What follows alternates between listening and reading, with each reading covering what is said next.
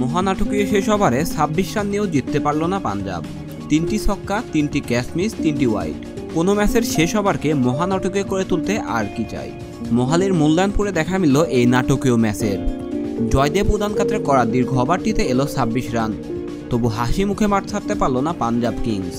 অল্পের জন্য জয় এনে দিতে পারল না শশাঙ্ক সিং ও আশুতোষ শর্মা।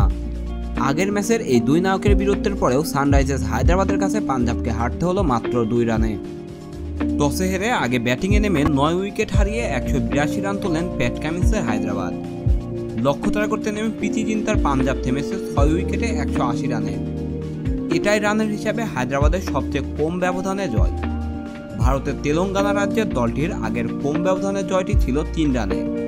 2022 সালে মুম্বাই ইন্ডিয়ান্সের বিপক্ষে এই জয়ের পরও অবশ্য আইপিএলের পয়েন্ট তালিকায় নড়চড় হয়নি। 6 পয়েন্ট নিয়ে হায়দ্রাবাদ 5-এ আর 4 পয়েন্ট নিয়ে পাঞ্জাব রয়ে গেল 6-এ। এর আগে গুজরাট টাইটান্সের বিপক্ষে নিজেদের আগের ম্যাচের কঠিন পরিস্থিতি থেকে পাঞ্জাবকে জিতিয়েছিলেন নিলামে ভুলে বিক্রি হওয়া শশাঙ্ক আর অচেনা আশুতোষ। সেদিন সপ্তম উইকেটে দুজন যোগ করেছিলেন 22 বলে 43 রান। আশুতোষ শেষ ওভার আউট হলেও শশাঙ্ক দলকে জিতিয়ে মাঠ ছেড়েছিল। তবে আজ দুজন শেষ পর্যন্ত টিকে থাকলেও অল্পের জন্য দলকে লক্ষ্যে নিয়ে যেতে পারেনি।